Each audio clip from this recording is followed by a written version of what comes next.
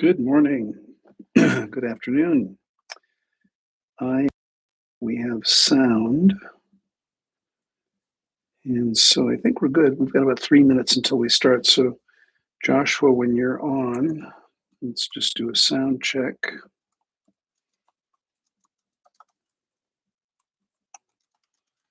Putting that in the chat. Test 1, 2. Yeah, I think we're good. Let me just make sure.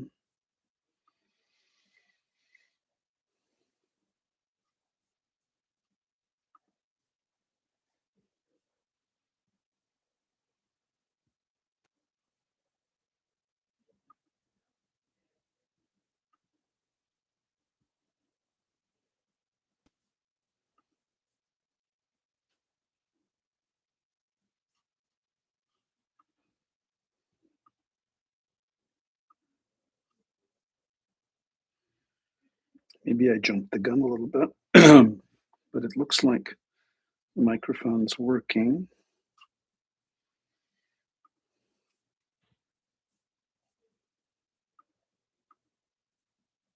Test 1, 2. Yeah. Test 1, 2. Test 1, 2. Awesome.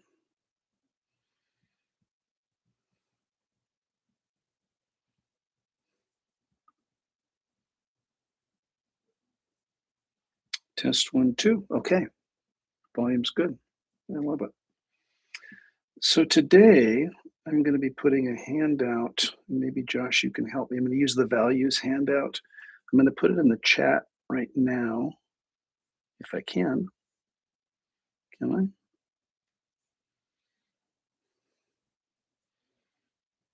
Maybe not.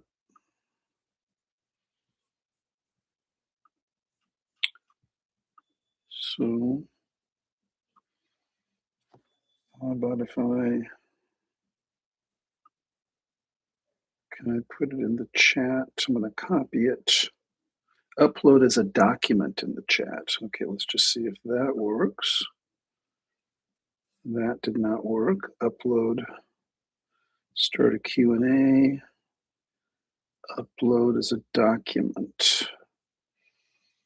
So how do I do that? Pop out chats and feedback, moderation activity, timestamps, participants, community moderation.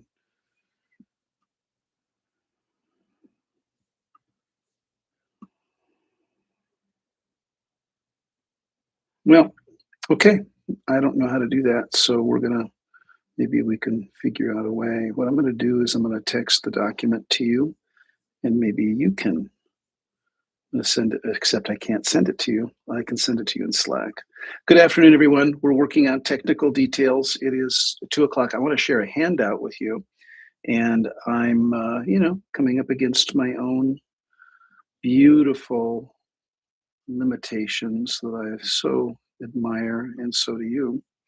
Today, I want to talk about, and I really have been getting a lot of feedback lately. So, I'm Patrick Scott. You know that. It's Friday, May 22nd. It's 2:00 on the West Coast. This is your YouTube Live. Today, I want to talk about your values. I want to talk about like what really gets you going. What is your passion? What is really what you're made of? And I'm going to talk all about the underpinnings of your values, like how they're formed, where they come from. And the reason this is important is that a lot of times our behavior, we don't understand why we get so triggered. We don't understand. And again, in the popular mental health nomenclature, it's, oh, there's trauma. Oh, you have a history of X, Y, and Z. All humans,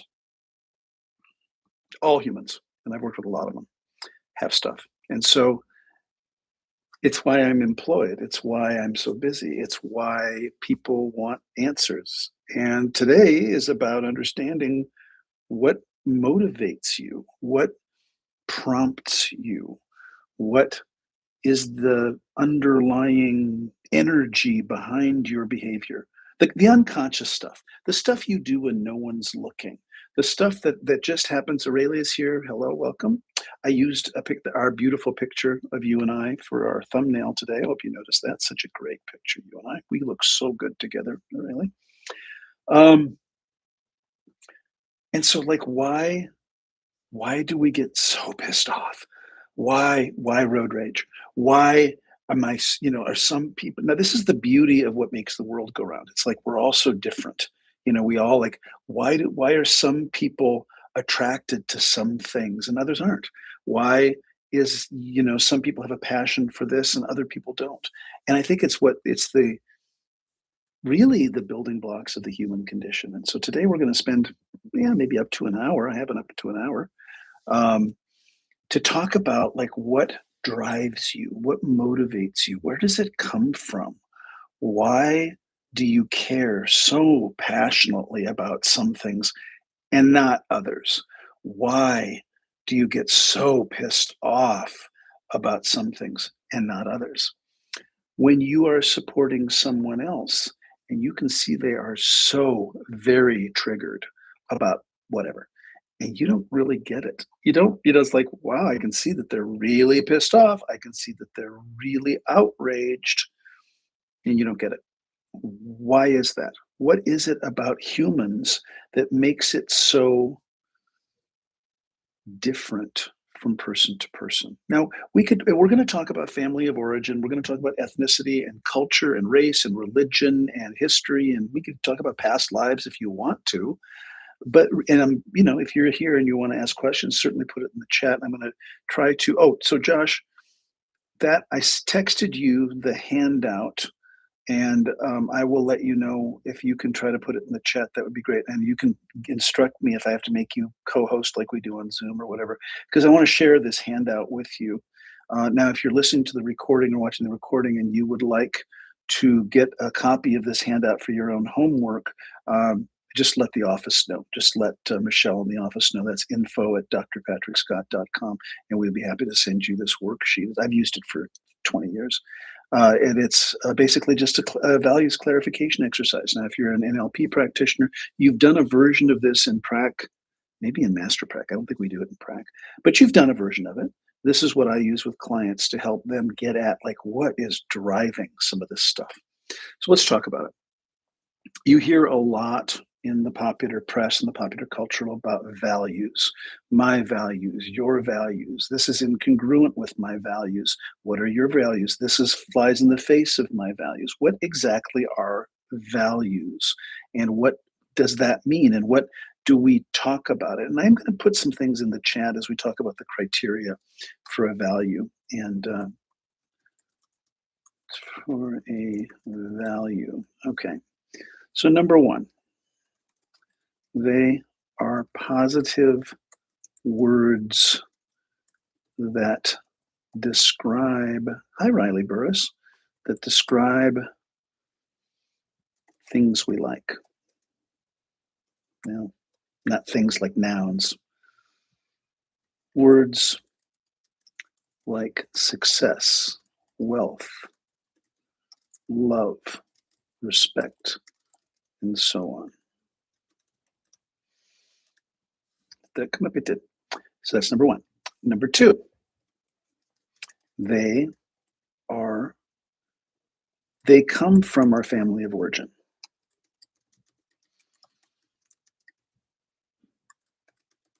Meaning, we learn our values from our family of origin.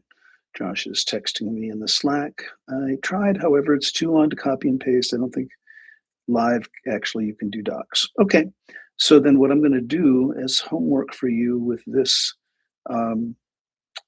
this particular live, if you would like to do this exercise, I'm going to talk all around it.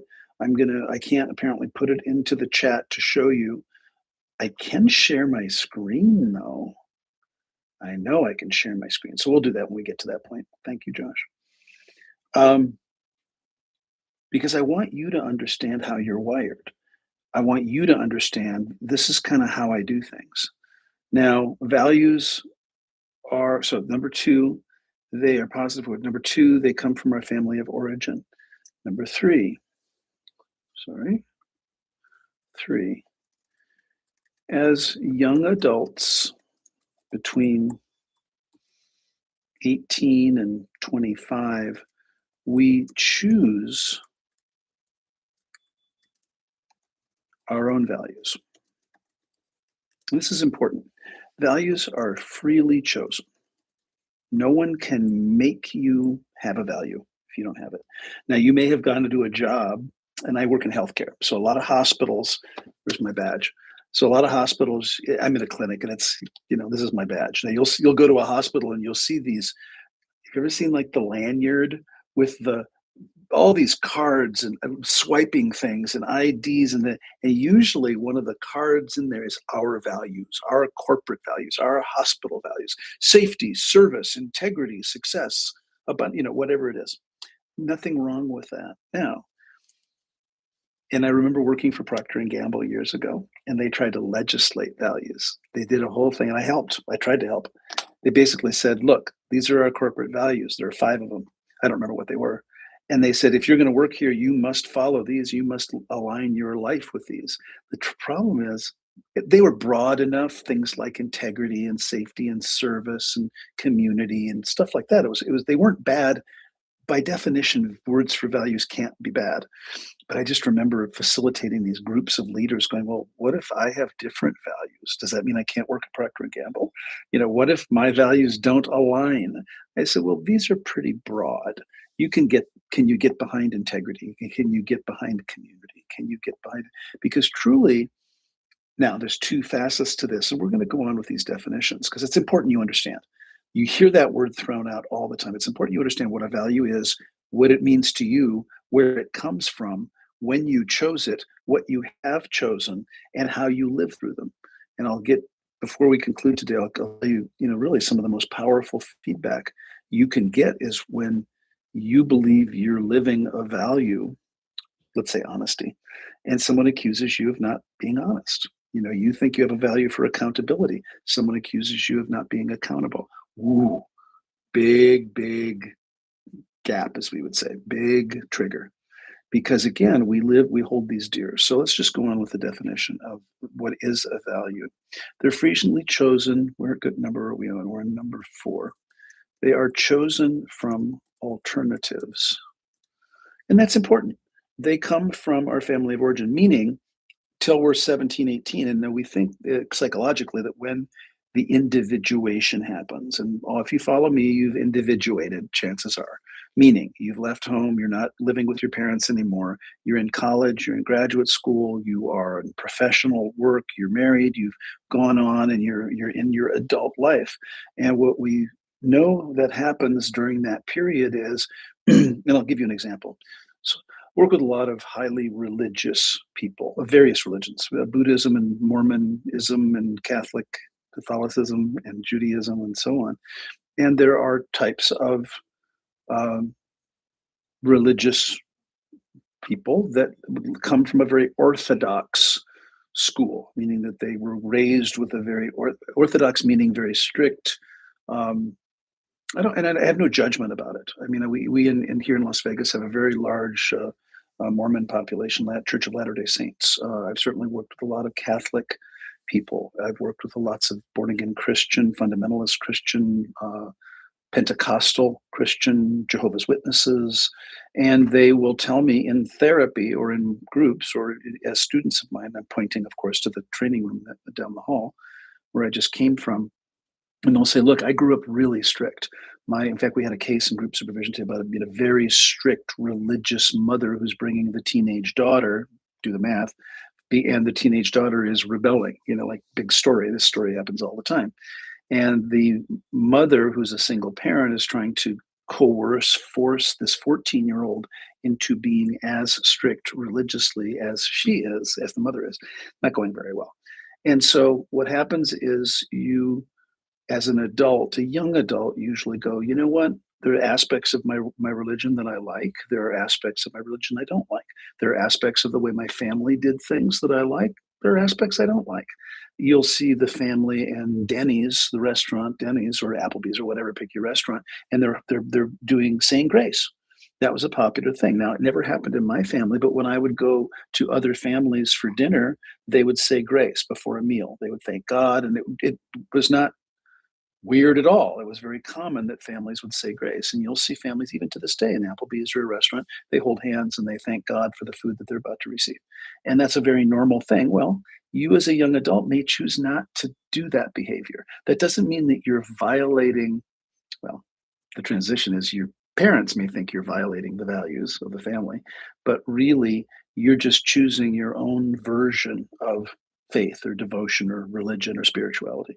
And we as adults have that right. And this is really important. One living system cannot tell another living system what values they must have. Now, this is in a free society. And if you look at dictatorships, you look at cults, you look at uh, very strict religious orders, they try. They say, or even corporations. If you're going to work for Procter and Gamble, or you're going to work for Ford or GM or whatever it is, you must adhere to our corporate values. Now, again, like I said, they can be broad enough that you can thing. Now, the difference is what the corporation or the church or the person says their values are and how they demonstrate them are two very different things. Many organizations here in Las Vegas, I've talked openly about the fraud that happens in healthcare here. And when we opened Heads Up here in Las Vegas, I said, we're not doing fraud, not on my watch. We're not going to overbill. I have a core value of integrity. That is my first number one value, and not on my watch. We are not going to overbill. We are not going to falsify records. We're not doing any of that. And so that is a core value that I hold, and that on my watch, that's never going to happen, and it hasn't. And yet, you will see organizations throughout the valley here that put up on their wall, these are our core values: integrity, safety, service, wealth, abundance, whatever, and they're doing all sorts of fraud. And so the behavior that's demonstrated through the value is very different often than the stated value. So number four, they're chosen from alternatives. Number five, they are publicly demonstrated. Now, this is important. If you have a core value of honesty, as many of you do, I know you're not honest on Monday, Wednesday, and Friday, and then lie like a rug on Tuesday, Thursday, and Saturday, and you take Sunday off. You are honest to a fault. Now, honesty has layers to it. I do not choose honesty as a core value. I choose integrity. And as we look at the exercise today, I'm going to take you through the nuances of the layers of now, some people, honesty is very literal, and they are very, very strongly opinioned about their value for honesty. I recall a time, and I'm just going to be really transparent. I was walking with my friend Lee in Pasadena, California. Lee, if you're out there, I remember this. We found a $50 bill on the sidewalk in front of the Pasadena Senior Center. I thought, I was much, much younger. I thought, yippee, beer, beer money or cocktail money later. Lee took it and said, I got it. Somebody dropped it who was probably going to the senior center. I'm going to take it. I said, what are you doing? And he goes, I got to return this. And so he did that. My mouth was open. He walked in. I didn't go with him because I was mortified. I thought, there goes my beer money. There goes my money that I thought we found. What great fortune. God is shining on us to give us $50. And he went in and he gave it to the receptionist, said, somebody probably dropped this. And she said, thank you very much. I will find the person. Now, of course, you know what happened. The receptionist probably pocketed it. I'm not trying to be jaded about this. Lee interpreted his value of honesty very, very strictly and very literally. When he came back, I went, dude, what are you doing? What are you doing? We could have had dinner on that. We could have had drinks. He goes, and I said, that $50 did not belong to the receptionist. And he just looked at me, he goes, and it doesn't belong to us either. It stopped me dead in my tracks. Now, I can disagree with him, and we moved through it. It wasn't a big deal. It wasn't a big argument, but his value of honesty was way more strict than my value of honesty, right? And so how you define your own value is very unique to the individual. And he's not wrong, and I'm not wrong either. Now, the thing is, these are why we fight wars, our values conflicts. Literally, that wars are fought over values, and everyone thinks they're right. So these are publicly demonstrated. If you I work with veterans here at Heads Up, And if there's a 4th of July parade, we're coming up here on Memorial Day, and there's a parade. I have veterans here. I have one veteran who's 95 years old. He fought in the he's probably 96 by now. He fought in the Korean War, to give you the sense of it, in the 50s. I have Vietnam vets who fought in the 60s and 70s. I have Desert Storm, Desert Shield, Operation Iraqi Freedom, and so on. And if these vets have a core value of patriotism, they will go to a Memorial Day parade or a 4th of July parade.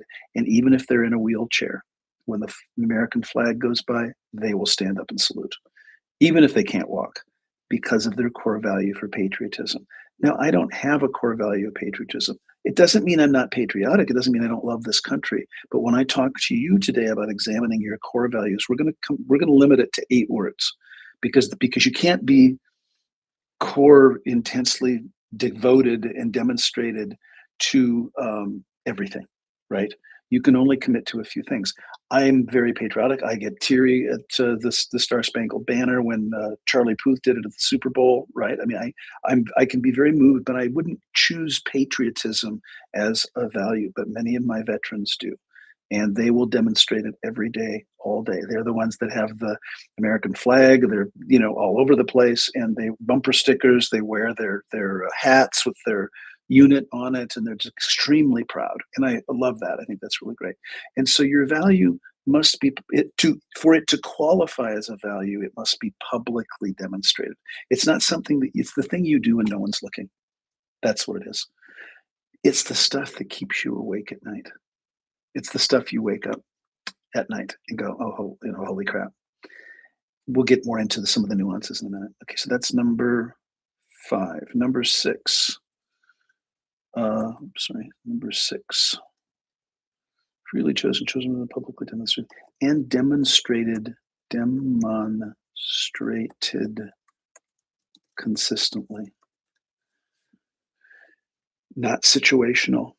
Like I said, you are not honest Monday, Wednesday, and Friday and lie the rest of the week. You are not, if you have a commitment to health and wellness, you are committed to health. If you have a value for health, if you have a value for wellness, if you have a value for abundance, whatever it is, respect. If you have a value for respect, you're invariably triggered by disrespect and very committed to being respectful. So as I'm talking about these examples, begin to think about, well, kind of, do I resonate with that? Do I resonate with respect, success? These are broad terms. Okay. So demonstrated consistently. Number 7, must help, not hinder. By definition, a value is like an affirmation. It's like a positive word. You're not going to have a value for murder. You're not going to have a value for theft. You're not going to have a value for larceny. You may, people do those things, but not out of a value. That's not a values-based thing. There is good and evil. We've talked about that. Evil does exist in the world. I'm not delusional. I'm not pretending that evil doesn't exist in the world, but your value must help. The word is a helpful word by definition, and it is a single word typically. All right, let's go on. So I'm going to let's see. Let me see how I can share my screen. I can. Okay. Now I'm going to. So you should see this thing called, Joshua, would you let me know if you can see the clarify your values sheet? I just need a yes or a no from anybody, actually. Do you see the worksheet? All right. These are some nice words. Now, email the office. We'll get this to you. Do you see the worksheet? Yes. Okay. These are some nice words, and I don't know if I can make it any bigger. I can. Let's make it as big as possible. All right. It's a single sheet. I'm going to go through the exercise, and I'm going to go through the words, and this is important. Now, these are all nice words. What I'd like you to do is to scan right with me right now, look through the whole list. There's 3 columns, right? Core values are those concepts that are most important to us. Although we are significantly influenced by our family of origin, sometime during your young adulthood, we choose our own values. These are what we most cherish and what really frustrates us when violated. Among the list below, choose 8 words that you believe today best describe what you stand for, what you are most passionate, and what, when violated, most upsets you. You may notice that many words are similar. Please choose those words that most resonate with you today. Now, listen carefully. You may be big on accomplishment. You may be a big success junkie. Don't choose 8 words for accomplishment. Don't choose accomplishment, achievement, getting things done, the to do. Choose one thing that summarizes your passion around accomplishment or achievement. You may be passionate about spirituality. Don't choose faith, devotion, love, peace, spirituality, religion, kumbaya. One word. Because again, there are so many words that are similar. You may have a core value for family. Um, don't choose family, community, relationship, friendship, whatever it is. Choose one word that most describes your identification with that concept. And you can see I'm kind of looking down because I'm looking at the handout now. And so you can take a screenshot. You can send an email to the office for this worksheet. I will make it available to you for no charge at all. It is not unique. Values clarification exercises are not copyrighted. I don't own. I mean, I created this worksheet. It's mine, but it's not And if you've been to Master Prac or practitioner training, we do a different version of this. Now, what I want you to do, and I have no way of knowing whether you'll do it or not. This is a self-reflective exercise. Is I'd like you to choose 8 words that most closely resemble your core values today. And I mean today, as you sit here with me on a Friday afternoon, May 22nd, 2026 at 2 p.m. Pacific time. What really resonates with you? And what I'd like you to do, given our work in psychic development, intuitive awareness, STFU, all that stuff that I teach, HUNA and LP, is I'd like you to just scan and just see what words, and you may use a different sheet, like if you have some scratch paper on the side of your computer, if you were looking at this on the phone, just pay attention. What words jump off the page as you scan it? What words? Now, some of you are going to come up with 20 words. Some of you are going to come up with 2 or 3. What I'd like you to do for the purposes of this exercise is to kind of come up with 8, either hone it down to 8 or come up with 8. These are the things that you are most passionate about.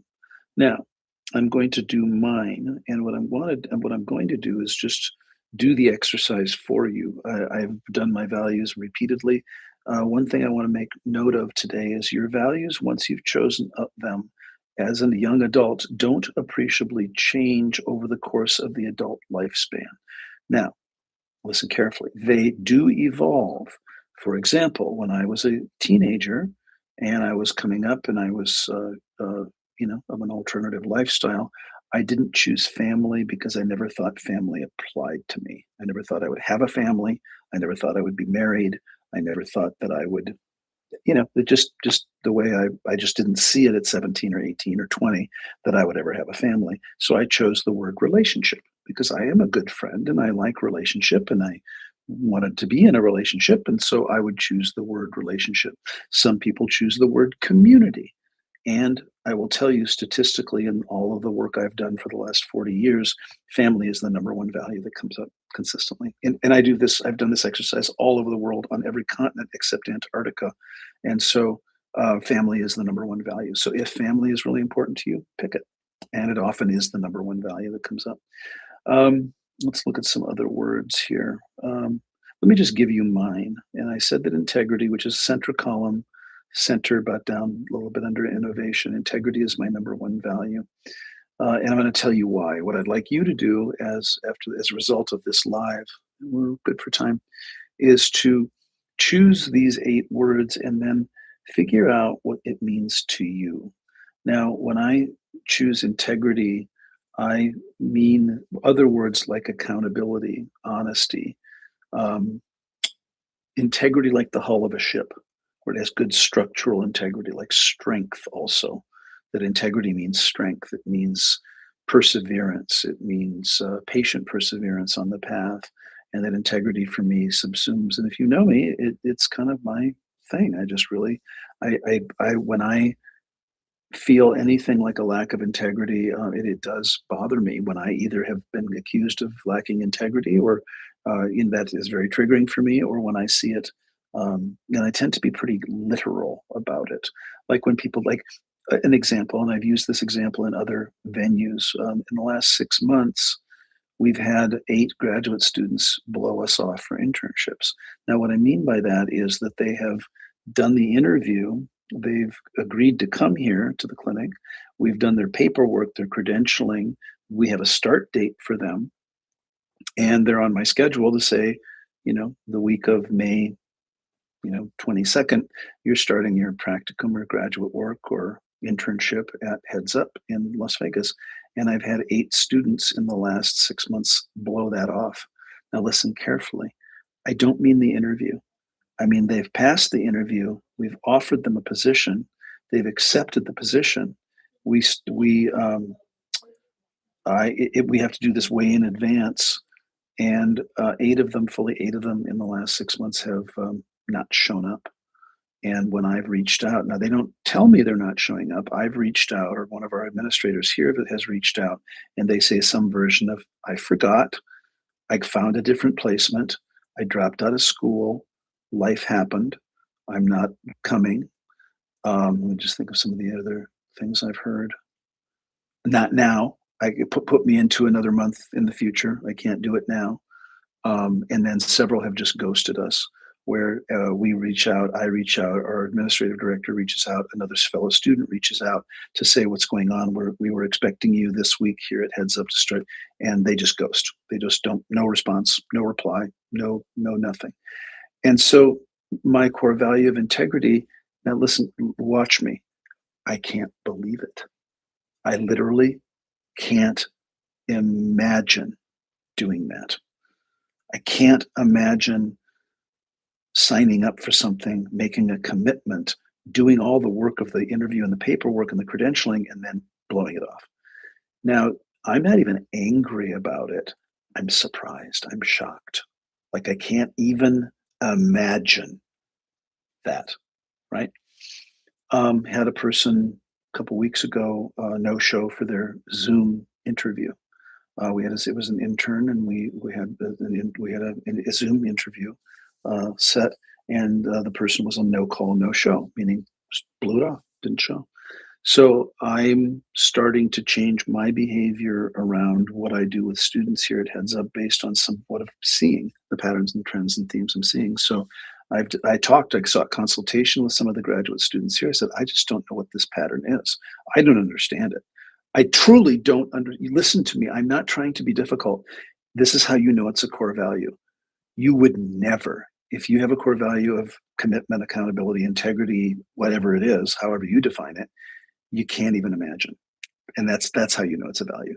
It's triggering to me, but I'm kind of like mystified. Like, who does that? Well, apparently 8 people. Now, if it was a one-off, I totally get it. Over the years, the 20 years we've been open, certainly that happens. Life happens. I get it. But eight since August. I'm not sure what the trend is. I'm not sure what's going on. So I've changed how I'm doing it. I'm not willing anymore to do Zoom interviews. I'm not willing to do it. If you want to work here, if you want to, for any position, you're going to come in, you're going to get dressed, you're going to wear pants, you're going to show up, you're going to put makeup on, you're going to be on time, you're going to keep your commitment. And I have now, and you can hear kind of the ire and the violation. If you miss or blow off the interview, we're done. It's a one strike, you're out. And that's what I did with this individual a few weeks ago. They called a few days later to say that they were ill, that they were sorry they missed the appointment. They would like to reschedule, and I said no. I'm sorry, And it's this, and I don't mean this in a vindictive way, although maybe I do. I'm not willing to entertain. If you can't even manage the interview, and I sound like such a baby boomer, if you can't even manage the interview responsibly, what are you going to do when you have patients? What are you going to do when you have a full schedule? Oh, I forgot. I forgot to come to work. I forgot I had a full book of patients today. So anyway, and I'm spending some time on this because this is what I want you to do. As you look at this list, I want you to look at those things that really get you going. You know that they're real positive. You love respect, let's say. And what triggers you like nobody's business is disrespect and how you interpret disrespect. Now, the symptom would be road rage. The symptom would be you're in a store and you see some kid go off on their parents and you just can't believe it. You cannot believe the way a child is speaking to their parent. That would be how you would know this is a core value as opposed to a nice idea. These are all great beliefs. I believe in honesty. I believe in learning. I believe in reliability. I believe in all those things. But for me, the word is integrity. And so, what I want you to do is you go through the list and you can start formulating your own things today. Now, you're going to see again, like I said, lots of overlap.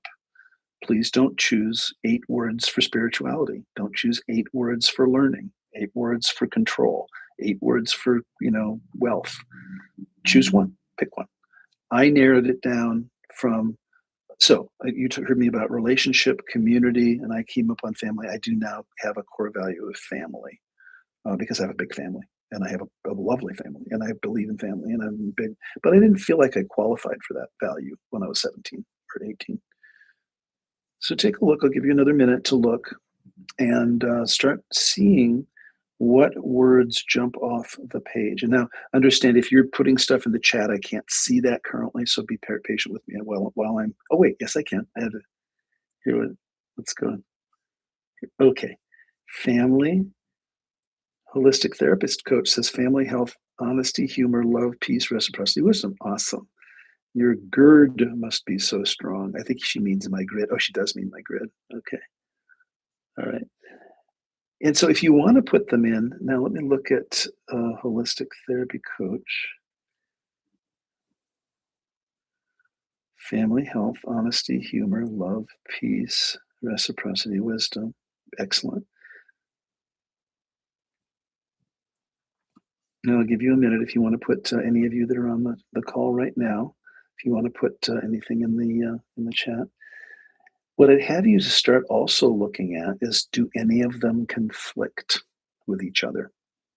Like one big one is, I have a core value of harmony and I have a core value of honesty, meaning I got to tell the whole truth, nothing but the truth. So help me God. But I want everybody to like me and I want to make it all nice and kumbaya. And what you may notice is sometimes your values fight with each other. It really says accomplishment, achievement, action, commitment, competition. Okay, sweetheart, those are all words for the same thing. So you're doing exactly what I told you not to do. Accomplishment, achievement, action, commitment, and competition all mean essentially the same thing. Pick one and come up with 7 other arenas. Now, because your values are publicly demonstrated, what I'd also like you to do is to see if a loved one, a trusted loved one, a spouse, a good friend, a teacher, a mentor, whatever, can help you with this. Because you're going to see, so I know Aurelie pretty well. I know she's about all those things, but I also know she's about adaptation. I know she's about challenge. I know she's about commitment. I know she's about community and family. I know she's about relationship. I know she's about health and honesty. I know she's about productivity. I know she's about pride. I know she's about tolerance and wisdom and perseverance. And I could go down the list, and these are things that I see in her. It's up to her to decide what's the word. So between accomplishment, achievement, action, commitment, and competition, which is it? Pick one, and then pick 7 other arenas that you want. Joshua, are you on here? Can you put yours in there? Do you have a sense? Because I can do that, but I want you to do it. So then also see if they conflict.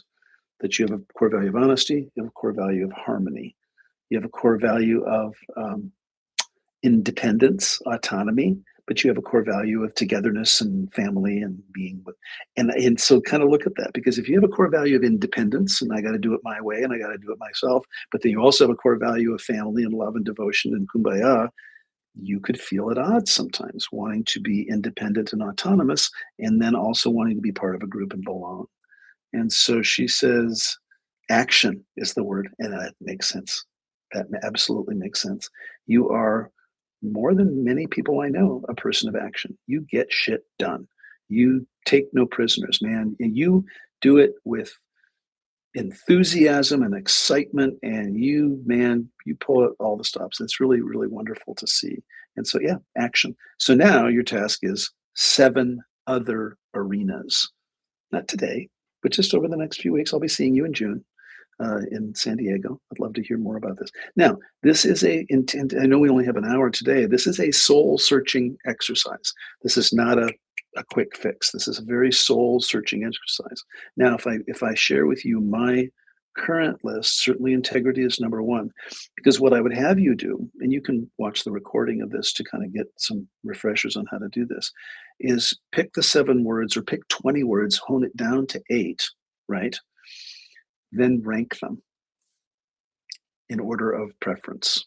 Now, here are my 8 in no particular order with integrity first. So I'm just going to go alphabetically. I have integrity is number 1.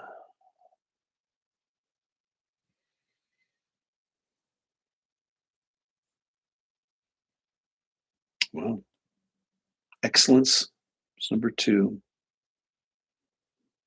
Family, health, humor. I think learning. It used to be knowledge, but I think it's learning. I just love learning.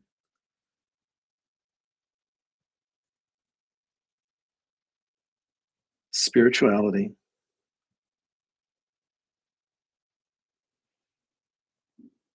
respect. I don't know how many they did. Tolerance and wisdom. So, Joshua, you are not able, what?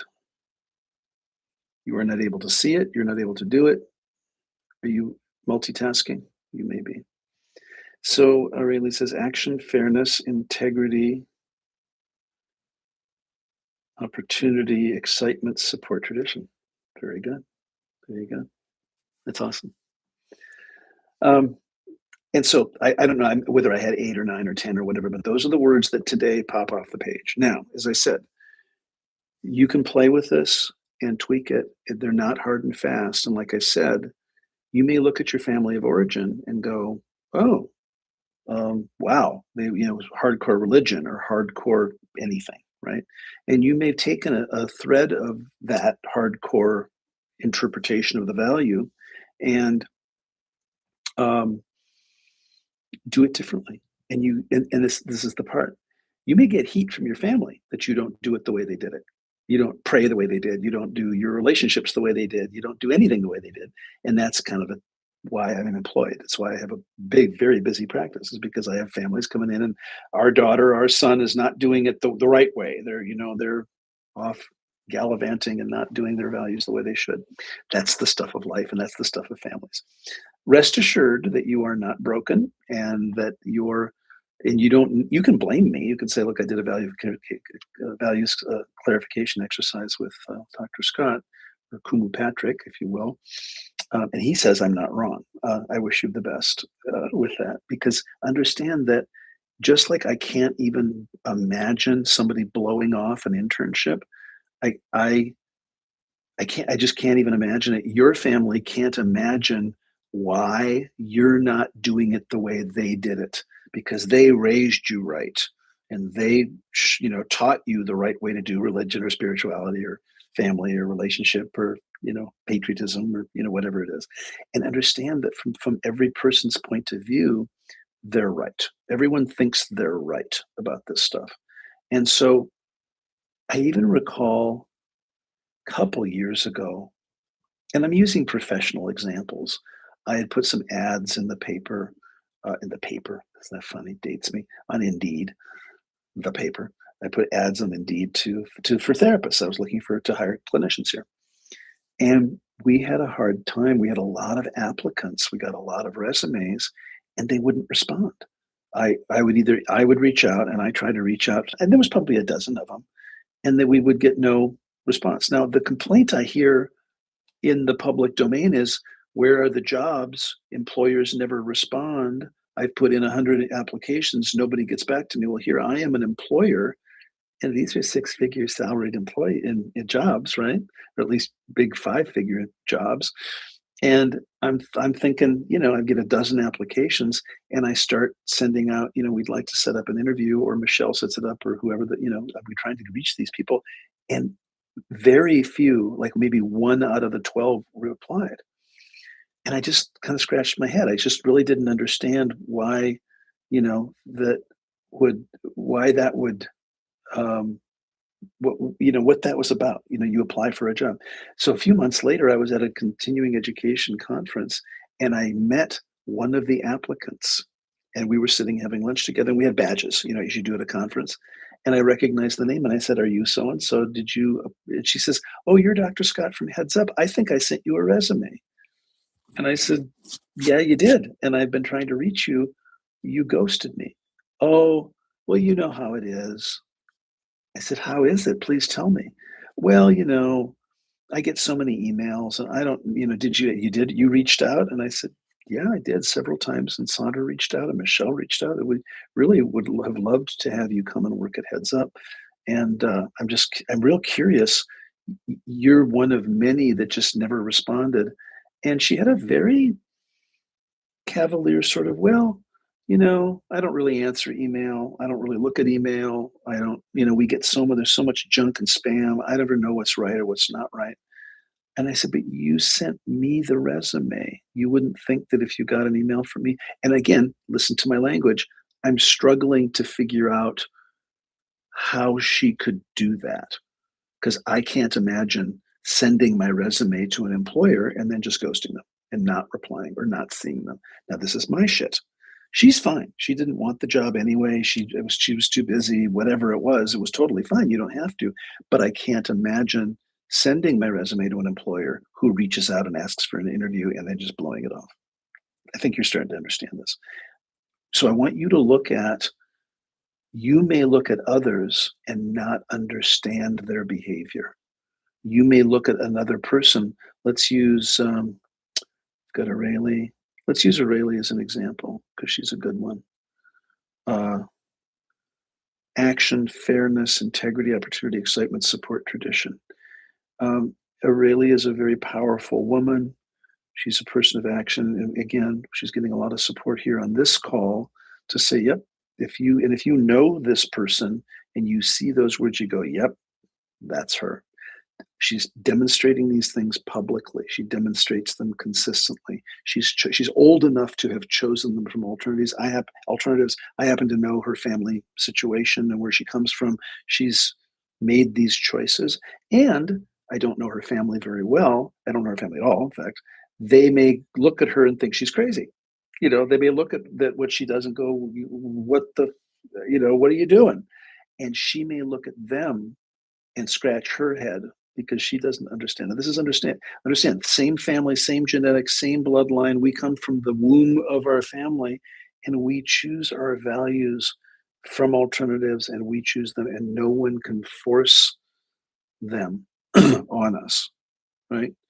And so, what I'd like you to do is take a moment now, and whether you're watching the recording, I've still got the sheet up here. I'm going to make it a little bit bigger here, and I want you to choose 8 words just that jump off the page. And if you've already done that, I want you to take a minute now and rank them from most important. Now they're all important. Don't get me wrong. All 8 of them are very powerful, very influential. But do your best to rank them in order of. Now I didn't do that for you. I only did the. I just went down the columns. But go ahead now and take a minute and rank them in order of preference. What's the number one thing you got to have that really triggers you? You know, by virtue of how much I talk about lack of integrity, that's how I'm translating the no-shows. That's how and you know what? In my business, in mental health, we have a lot of no-shows. We have a lot of people who don't show up for their appointments. I've never gotten used to it. That's how you know it's a value. It's never going to be okay. Now, I don't lose my mind over it anymore. I don't have tantrums. I don't beat up the patients that don't show, but it bugs me. It does. It still bugs me. Like I can't. Why make an appointment if you're not going to show? Don't make an appointment. Leave me alone. You don't need to sign up for my classes. Don't sign up, pay your money, and then not show. I don't understand it. And that's how you know. So take a minute now. I'll drink. This is beet juice and coconut water with electrolytes and AG1. My trainer makes me drink it. He was on a call the other day. I'd give him a hard time about it. It's very tasty. It's my afternoon cocktail, replacing other afternoon cocktails I used to have.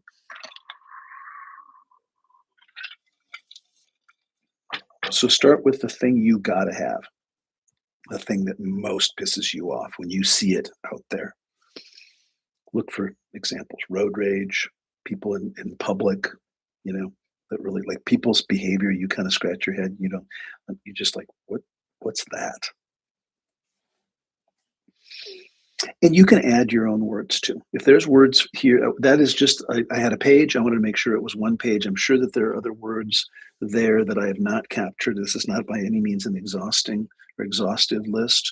If there are other words that you want to add, you certainly can.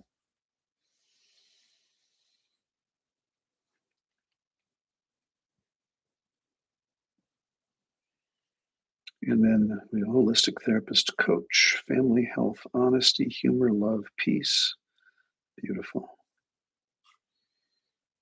I'm curious what's the number one. It probably probably family, I bet.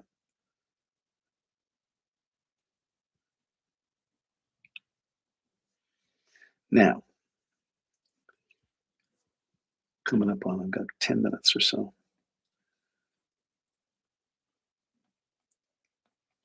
A moment ago, I said some of the most impactful feedback you can get from another person is that you are not living up to your own values. Never mind, they don't like that you're not living up to their values. That's not what I'm talking about. I'm talking if you have a trusted confidant, friend, best friend, and they share with you that you say you stand for X, but I got to tell you, when you do Y, it doesn't look like X. That is some of the most powerful feedback you can get. Now, it's not the most powerful feedback. I'll get to that in a minute. Years ago, so I am all about teaching. I'm a teacher. I'm all about developing the next generation of excellence in clinicians, in spiritual teachers, on and on and on. It's all I've done. My purpose, my life's purpose is to create environments of safety where transformational change and healing can occur. I am all about it. It's what I do. It's my life's purpose. So I'm here at the clinic. We founded the clinic on teaching. We founded one of the precepts of what we founded this clinic on is to teach the next generation of mental health providers, right? With excellence, right? That's one of my values, excellence. I had then I think she was either a practicum student or an intern come to me, and some of you heard this story. She said, "Dr. Scott, I need to talk to you.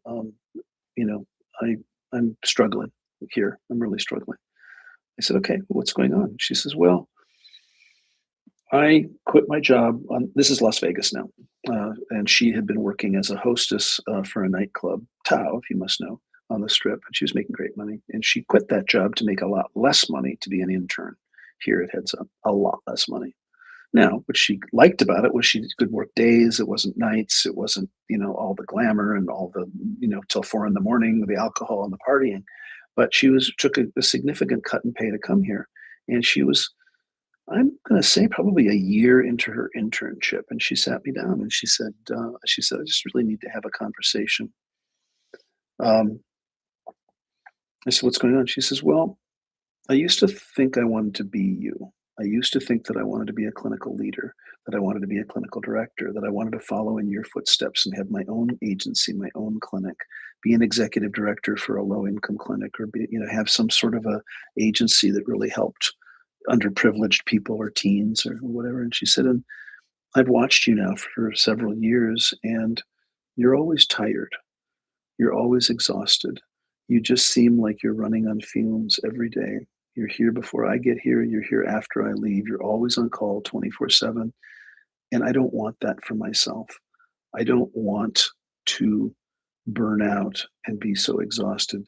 So this is my notice. This is my resignation. She was very kind. She was very calm. She was not upset. Well, she was upset. She was triggered. I mean, she was not yelling, and this was very much of a heart to heart telling me why she was quitting. I mean, this is in the middle of an internship. You don't do that. You don't typically quit in the middle of an internship because they're very hard to come by. And I just sat there and listened. And she said, "So this is my. I think we had 2 months notice or 60 days notice or whatever it was." And she says, "And I'm just really sorry, but if what I have to look forward to is your life condition, your lifestyle, how much you work, how hard you work, how exhausted you are all the time, I want no part of it. I'm so sorry, and I really hope that you'll take better care of yourself." And she was in tears. Well, that was probably 15 years ago, and I am speaking to you like it was yesterday.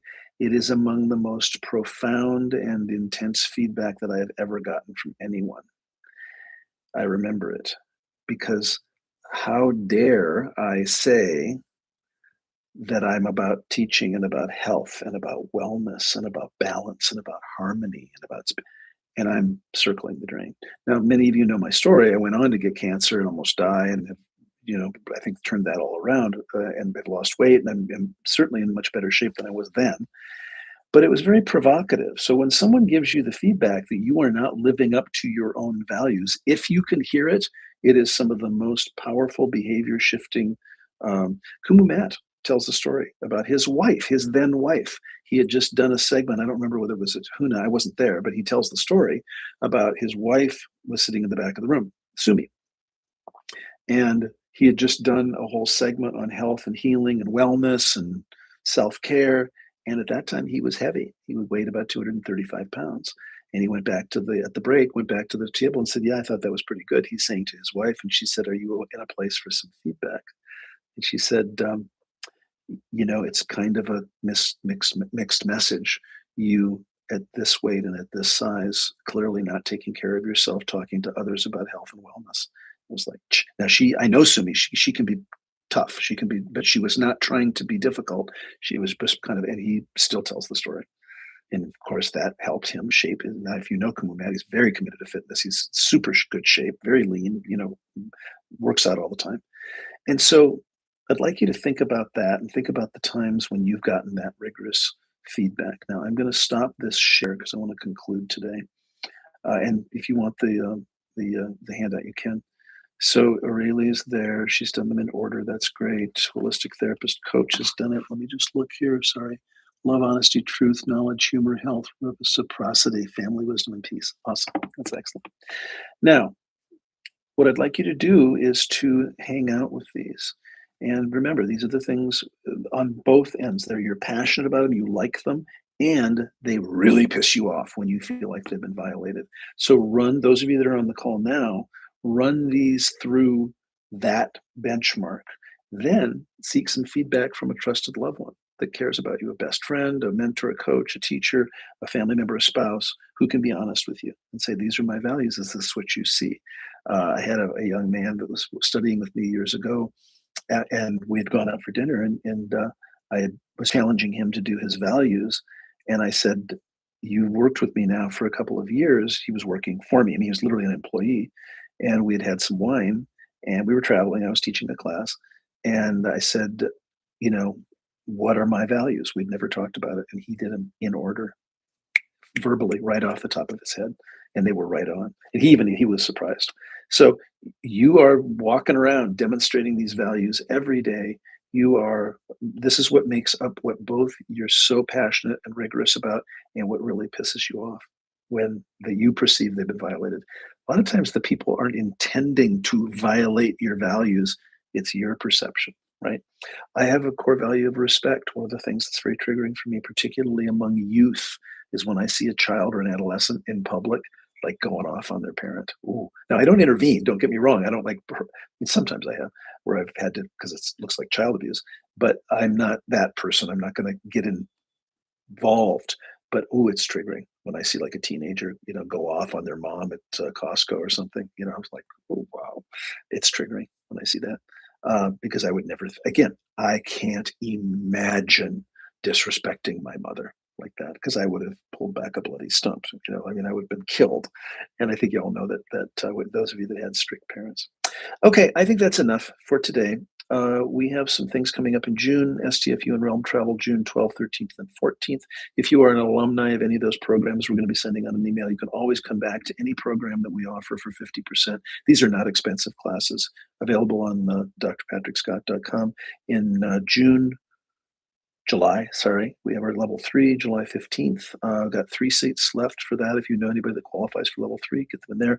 In the fall, we have level 1 and 2. So if you know anybody that's interested in HUNA, level 1 is available online.